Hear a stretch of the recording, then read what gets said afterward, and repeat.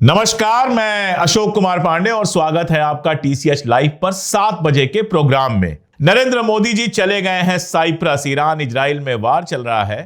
कोई बयान देने की जगह, उस पर कोई स्टैंड लेने की जगह वो साइप्रस चले गए हैं। वहां से G7 में हिस्सा लेने कनाडा चले जाएंगे। एक आध और देशों में, क्रोएशिया शायद जा रहे हैं, एक आध और देशों में जाएंगे। ईरान इजराइल को लेकर सरकार का जो बयान है वो तो निराश करने वाला बयान है। इनसे फोन पे बात हुई, उनसे फोन पे बात हुई, लेकिन कांग्रेस ने आज एक ऐसा स्टैंड लिया है जो एक नेशनल पार्टी को लेना चाहिए।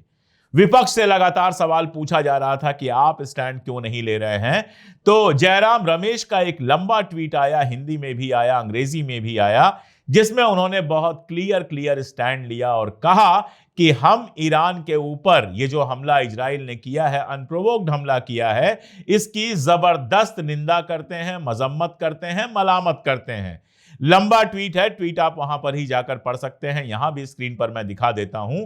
लेकिन इस ट्वीट में दो बातें बहुत क्लियर है। एक तो भारत सरकार का जो ढुलमुल रवैया है, यूएनजीसी में वोट तक नहीं देते हैं, एब्सटेन कर जाते हैं, मीटिंग से बाहर निकल जाते हैं, जबकि यूएनजीसी का वो प्रस्ताव था जिसमें गजा में युद्धबंदी की बात, जंगबंदी की बात, सीजफायर की बात की गई थी।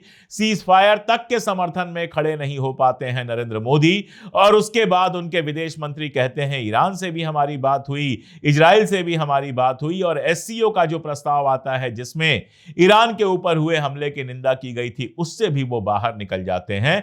उसके बरक्स कांग्रेस ने बहुत सीधा स्टैंड लिया है, और वो स्टैंड लिया है जो भारत का हमेशा से रहा है, चाहे गांधी जी का जमाना हो, चाहे पंडित नेहरू का जमाना हो, यहां तक कि जब अटल बिहारी वाजपेयी भी प्रधानमंत्री हुआ करते थे तब भी उन्होंने ऐसे ही फलस्तीन के पक्ष में स्टैंड लिया था। आपने तस्वीरें देखी होंगी फलस्तीन के नेता के साथ, यासर अराफात के साथ, अटल बिहारी वाजपेयी की। लेकिन मोदी जी शायद डर गए हैं इस बात से कि कहीं अडानी का जो पोर्ट है हाइफा में, उसका नुकसान ना हो जाए, कहीं अडानी के ऊपर जो केस चल रहा है अमेरिका के अंदर, उसमें नुकसान ना हो जाए। और पहली बार है कि दुनिया में इतनी बड़ी बड़ी घटनाएं हो रही हैं। यूक्रेन और रशिया का वार चल रहा है, यहां ईरान और इजराइल का वार चल रहा है, लेकिन ना तो हमको कोई पूछ रहा है और ना ही हम कोई स्टैंड ले पा रहे हैं। कांग्रेस तो नेशनल पार्टी है, लेकिन देखिए स्टॉलिन जो एक प्रदेश के मुख्यमंत्री हैं, उन्होंने भी ईरान के पक्ष में स्टैंड लिया, इजराइल की मजम्मत की। प्रियंका गांधी ने बाकायदा ट्वीट करके पहले ही एक बयान दिया हुआ था। आश्चर्यजनक यह है कि अखिलेश जी का अभी तक बयान नहीं आया है। अखिलेश जी भले विपक्ष में हैं,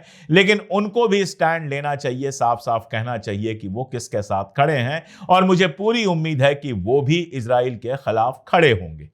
और देखिए इजराइल ईरान की लड़ाई का जो मामला है ना, शुरू में सबको लगा था कि अरे ईरान तो तबाह हो जाएगा, लेकिन 2 दिन की लड़ाई में हालत यह हुई कि इजराइल अब अमेरिका से मदद मांग रहा है, और अब तो यह पक्की खबर आ चुकी है कि अमेरिका ने मदद देने से मना कर दिया है। साथ ही झूठे दावे करने पड़ रहे हैं। कल दावा किया गया कि तेहरान में एक अटैक किया गया जिसमें एक खास आदमी को मार दिया गया। दावा किया गया कि सना में, यानी यमन में अटैक किया गया और यमन के जो मिलिट्री हेड हैं हूथी के, उनको मार दिया गया। दोनों दावे झूठे निकले। पहले दिन जिस तरह से धोखे से हमला किया गया, और ईरान की बेवकूफी भी थी कि उसको लग रहा था कि जब तक अमेरिका से बातचीत चल रही है तब तक कुछ नहीं होगा, और जिन अफसरों को, जिन साइंटिस्टों को बंकर में होना चाहिए वो अपने बेडरूम में सो रहे थे। तो पहले दिन की लापरवाही का खामियाजा तो भुगतना पड़ा ईरान को, लेकिन उसके बाद जो लड़ाई चल रही है, फिलहाल बराबरी से ज्यादा की लड़ाई है। ईरान भारी पड़ रहा है, लगातार उसकी मिसाइलें तबाही मचा रही हैं, और ऐसे में यह भी मान लेना बेवकूफी है कि ईरान हारेगा तो हम उसके साथ खड़े कैसे हों। हालांकि सच्चाई तो यह है कि जब आप पॉलिटिक्स में होते हैं तो आप अपना पक्ष चुनते हैं, सही या गलत। लेकिन मोदी जी ऐसा लगता है कि 2 नावों में एक साथ सवारी करना चाहते हैं। अब मोदी जी जैसी भी सवारी करें, उनका शौक हो सकता है, उनका फैसला हो सकता है, लेकिन भारत के लिए यह बेहद नुकसानदायक है। और हमने देखा कि जब पाकिस्तान के साथ 3 दिन का हमारा मामला हुआ था, उस समय कोई हमारे साथ खड़ा नहीं हुआ। आप ही बताइए, अगर आप किसी के साथ खड़े नहीं होंगे तो कोई आपके साथ खड़ा कैसे होगा। इसके अलावा भी आज ढेर सारी खबरें हैं जो शालिनी लेकर आई हैं, देखते रहिए पूरा शो। अब आगे की खबरों की शुरुआत कुछ बड़ी हेडलाइंस के साथ। अहमदाबाद विमान हादसे में विजय रूपानी का डीएनए हुआ मैच, राजकोट में होगा अंतिम संस्कार। अब तक हादसे में मारे गए लोगों के 31 सैंपल मैच हुए, 20 शव परिजनों को सौंपे गए। केदारनाथ के पास हुआ हेलीकॉप्टर क्रैश, 7 की हुई मौत। 4 धाम हेलीकॉप्टर सर्विस पर लगी रोक। पीएम मोदी आज 3 देशों की 4 दिन की यात्रा पर हुए रवाना।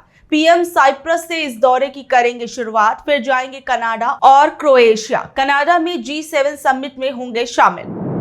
24 घंटे में कोरोना से हुई 10 लोगों की मौत। नए वेरिएंट से एक दिन में सबसे ज्यादा लोगों ने जान गंवाई। देश में कोरोना के 7,383 एक्टिव केस हुए। मथुरा में अचानक गिरे 8 मकान, 12 लोग दबे, 1 की हुई मौत। मिट्टी के टीले पर बने थे मकान, छत की दीवारें टूटी। अब वक्त कुछ बड़ी खबरों को परखने का। बाबा रामदेव ने एयर इंडिया दुर्घटना के पीछे क्यों बताया तुर्की कनेक्शन। जहां एक तरफ तमाम एजेंसियां अहमदाबाद में हुए विमान हादसे के कारणों को जानने में लगी हुई हैं, वहीं दूसरी ओर बाबा रामदेव ने एक बड़ी बात कह दी है। अहमदाबाद में हुए विमान हादसे के बाद बाबा रामदेव ने एक बड़ा आरोप लगाया है। उन्होंने कहा है कि इस हादसे के पीछे कोई विदेशी साजिश हो सकती है, जिससे भारत के हवाई जहाजों की सुरक्षा और उनमें विदेशी कंपनियों के काम करने पर चिंता बढ़ गई है। ये एविएशन सेक्टर के ऊपर भारत को और नज़र रखनी पड़ेगी। तुर्की ने दुश्मनी तो कहीं नहीं निकाली है इसके माध्यम से, क्योंकि वहाँ की एक एजेंसी जो ये सर्विस मेंटेनेंस का काम करती थी विमान का, कहीं उसने तो कोई साजिश नहीं रच दी है। हालांकि बाबा रामदेव ने अपने इन दावों के समर्थन में कोई पुख्ता सबूत नहीं दिया, लेकिन उनकी ये बात विमान हादसे के बाद हवाई सुरक्षा और रखरखाव के नियमों की चल रही जांच के बीच में आई है। मथुरा में अचानक कैसे गिरे मकान। मथुरा के गोविंद नगर इलाके में आज एक दुखद हादसा हो गया। अचानक मिट्टी धंसने से 8 मकान ताश के पत्तों की तरह ढह गए। इस हादसे में 12 से ज्यादा लोग मलबे में दब गए। हादसे के बाद इलाके में अफरा तफरी मच गई। लोगों को कुछ समझ नहीं आया कि क्या हुआ। कुछ लोगों को लगा कि भूकंप आ गया। पड़ोसियों ने तुरंत नगर निगम, प्रशासन और दमकल विभाग को सूचना दी।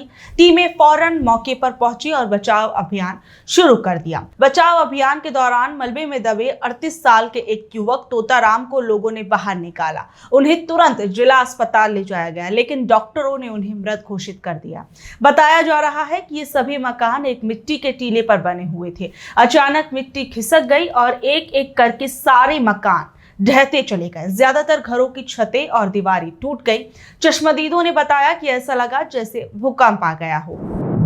असम में क्यों बढ़ा सांप्रदायिक तनाव। असम के धुबरी जिले में हाल ही में सांप्रदायिक तनाव बढ़ गया है, जिसके बाद असम पुलिस ने कार्रवाई करते हुए 38 लोगों को गिरफ्तार किया। इन गिरफ्तारियों से ठीक एक दिन पहले शुक्रवार को असम के मुख्यमंत्री हिमंत बिस्वा शर्मा ने जिले में कथित तौर पर सांप्रदायिक माहौल बिगाड़ने वाले शरारती तत्वों को देखते ही गोली मारने के आदेश दिए थे। इस आदेश पर काफी बहस भी छिड़ गई कि हिमंत बिस्वा शर्मा ऐसे कड़े आदेश कैसे दे सकते हैं। वहीं दूसरी ओर धुबरी पुलिस के मुताबिक ये गिरफ्तारियां एक मंदिर के सामने कथित तौर पर गौ मांस फेंके जाने की घटनाओं और इससे जुड़ी दूसरी आपराधिक गतिविधियों के मामले में की गई हैं। धुबरी में सांप्रदायिक तनाव बकरीद के त्योहार के ठीक बाद शुरू हुआ।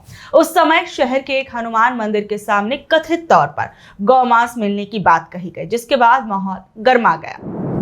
भारत में ईरान, इजराइल, फिलिस्तीन को लेकर क्यों उठे मोदी सरकार के फैसलों पर सवाल। ईरान और इजराइल विवाद के बीच भारत सरकार की विदेश नीति पर कई तरह के सवाल उठ रहे हैं। चाहे वो एससीओ यानी शंघाई सहयोग संगठन में हुई वोटिंग के दौरान भारत का खुद को इस वोटिंग से दूर रखना हो, चाहे वो संयुक्त राष्ट्र महासभा यानी यूएनजीए में गजा में तत्काल और स्थायी युद्ध विराम की मांग वाले एक प्रस्ताव पर भारत की मतदान सूची से खुद को अलग रखना हो। वहीं दूसरी ओर भारत सरकार के इन फैसलों पर बहुत से लोग हैरानी से देख रहे हैं, क्योंकि सिर्फ 6 महीने पहले दिसंबर 2024 में भारत ने इस तरह के प्रस्ताव के पक्ष में मतदान किया था। इस बीच ईरान और इजराइल के इस पूरे के पूरे मामले पर कांग्रेस ने इसे भारत की ऐतिहासिक विदेश नीति से भटकाव बताया है। यह निर्णय ऐसे समय पर आया जब भारत अगले सप्ताह ही फ्रांस और सऊदी अरब द्वारा आयोजित फिलिस्तीन पर एक सम्मेलन में भाग लेने पर विचार कर रहा है। ये देखना दिलचस्प होगा कि भारत इस सम्मेलन में क्या रुख अपनाता है और अपनी जटिल कूटनीतिक स्थिति को कैसे संतुलित करता है। तो ये थी खबरें आज की। कल शाम 7 बजे फिर हाजिर होंगी अगली खबरों के साथ। अगर आपको आज की खबर अच्छी लगी तो इसे अपने दोस्तों, रिश्तेदारों से शेयर कर ले। कल तक के लिए नमस्कार, शब्बा खैर, गुड नाइट।